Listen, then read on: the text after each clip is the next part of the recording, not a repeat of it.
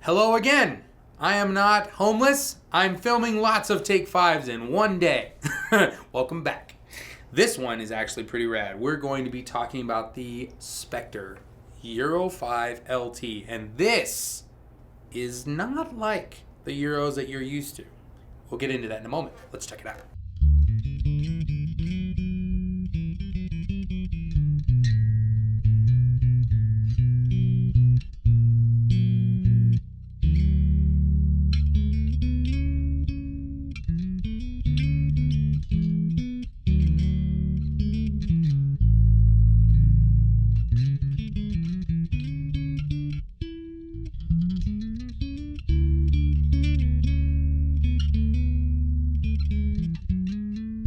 So, before we get started, let's talk about the signal. We're using the Tech 21 VT bass, and it's going to be a combination of the SVT presets that are listed with Tech 21 through that, and the clean signal from this in all of its sonic glory.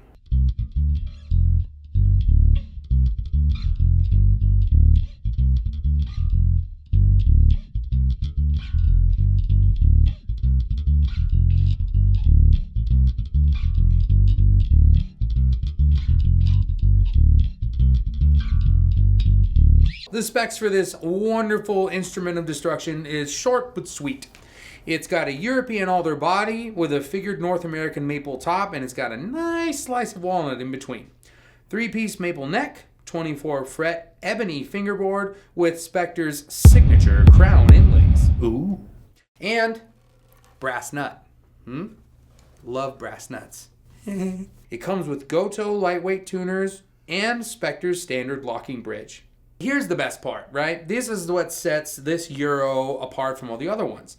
This bass contains passive, custom wound Bartolini soap bar pickups and a custom voiced Darkglass active tone circuit. Before any of you freak out, the bass is 10 pounds. So you can stop holding your backs and get ready to type that. It's 10 pounds, okay? Relax. Remember your pills, okay? Welcome back.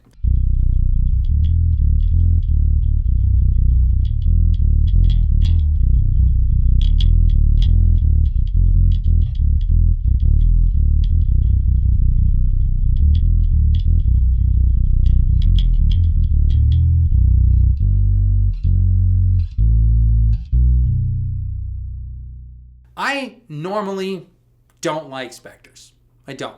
I've never been, it's one of those basses like I've talked about, I think on one of the other videos we've done where I said, like Warwicks, I can never make a Warwick sound good, but I love the way it sounds with people that play them, right? Like Peanut sounds great with a Warwick. Ryan Martini used to sound great with a Warwick, probably still does, but that's not what he plays anymore. Spectors, so many players, right? Sting when he used to play in Synchronicity Tour in 82. Doug Wimbish, huge Spector guy. And there's a ton of others, right? I love the people that play them because they sound great. I had a Spector Coda at one time. I love that bass. I love the feel, I love the look, but I hated the electronics. It was a big reason why I sold it. I didn't like the OBP preamps. I think that one came with an OBP3 Aguilar and Aguilar pickups. They're just not for me. What I have always liked is Bartolini's pickups, which I think I'm alone as far as the bass channel goes. It's not their first choice. Maybe you've guessed what their first choice is. And by there, I mean Chris. And by Chris, I mean EMG. I like EMGs now. I used to hate them, but I like them. We'll save that. Bartolini, I've always liked. They were my first introduction as far as like replacing stock pickups and going a more custom route. The Bandito bass that you've probably seen on here a couple of times had Bartolini's in it. We have another video coming up where we're going to change those. I'm excited for that one. But Bartolini's always been good. They've always sounded good to me. I've always liked them. I love the people that work there. I am an endorsing artist with Bartolini, and most of my basses have Bartolini pickups because that's what I feel works best for the tone that I'm going for. So when I had Chris talk to me about this bass and Spector, I was a little hesitant, but he's like, oh, you're really going to want to check these out, dude. So I knew it was going to be good because he told me they were Bartolini pickups, and he said he loved this bass.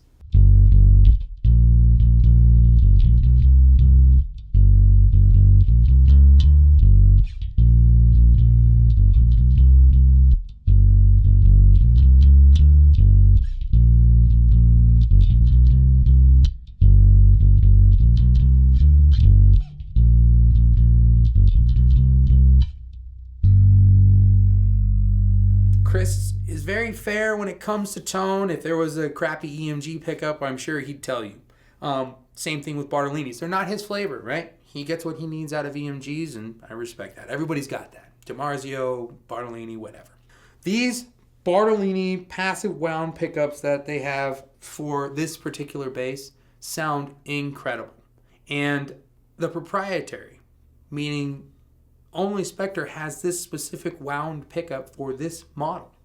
I was a little concerned when he said because this was before I played it, the Darkglass tone capsule, because I have a Darkglass tone capsule on one of my basses, and it's very forward. It does not have a treble control.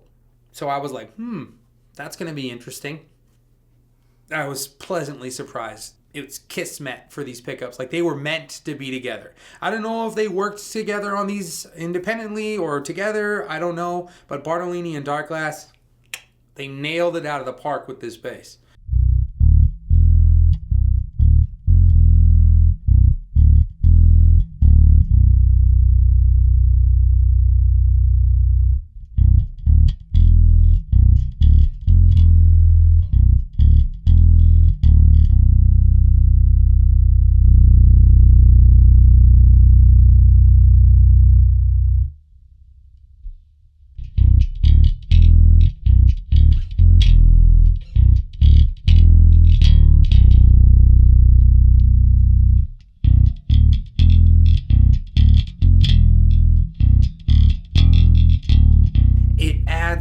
Incentive to have this in your arsenal, because they are not available for any other instrument. You can't go to Darkglass and say, I want the preamp that's in the Euro LT, because they're going to be like, tough. Can't go to Bartolini and say, I want the pickups that are in the Euro LT. They're going to be like, no. So that's really cool. This bass has value outside of the normal aesthetics being beautiful. Here's those woods that we talked about. If you can see that separate, that piece of walnut right there, it's really nice. And check out the back, right? Like, this is beautiful. It's a neck-thru bass. It feels great. Normally, I don't like gloss necks. This bass doesn't catch at all. It's got super fast action. It came like that, okay? No setups. The action and this bass played flawlessly out the bag, out the box. It was incredible.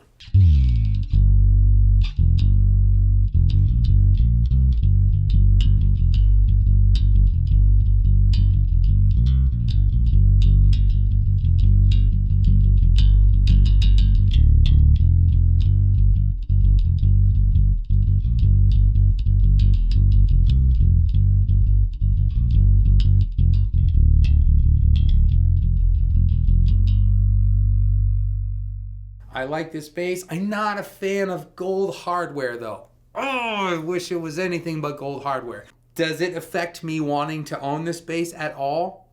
Wink, wink. No, not at all. The only thing I would change is I would get the blue one, because I love blue. The Tiger Eye one is great too. There's 3 colors on this Euro5 LT. It's this faded red, it's the blue, and it's the Tiger Eye gloss. All of them gloss, all of them great. All of them really easy on the eyes. This is for Billy, it sounds. If there's a blue one that's absolutely causing your brain pain and you don't want to look at it anymore, I know a guy. Just saying. Birthday's coming up. Just saying. Now, let's get to the one thing everybody always gets hung up on, whether it's good or bad, cheap or not, is the price, right? This bass is, take a guess. I can't hear your answers. It doesn't matter. It's $2,999. Again, I promise you I'd be completely transparent. Do I think this bass is worth that? Yes, I do. And here's why. You're getting a fantastically well-made instrument. You're getting custom proprietary electronics made by both companies, Bartolini and Darkglass. With this bass, you get a really nice gig bag that I can't show you because it's far away, but it's nice. Take my word for it. And you get a great sounding instrument. It's beautiful. I love the woods they use for it. Neck-thru, 9-volt preamp, rear cavity access. gold hardware. Gold hardware.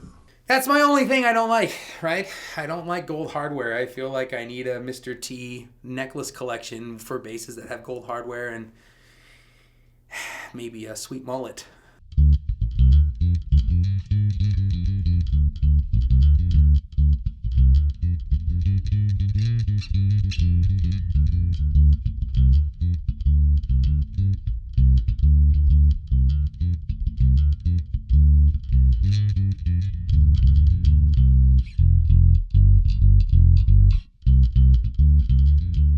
Final thoughts. Where does it rate? 1 to 10. 1 being firewood, 10 being already bought it. This is a 9. 9 for me. Yeah, it's expensive, but it's an investment in something that you will not have anything else of, right? That's the catch. It is unique in that design. Check this out. If they have them in the stores, definitely play it. If they don't, you can always order it for Zounds and check it out yourself. And I think they have a great return policy too. If not Zounds, I would check Zounds. And I don't know the other ones. Probably Zounds.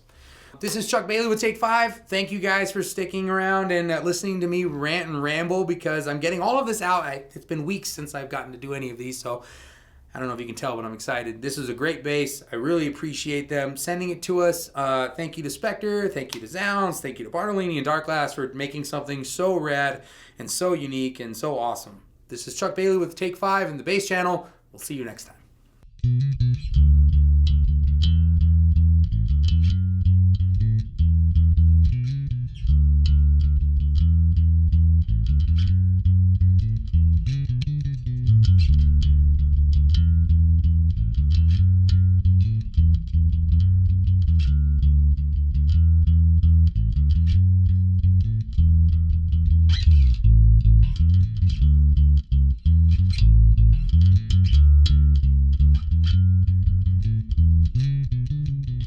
Did Sting have a mullet? I don't know.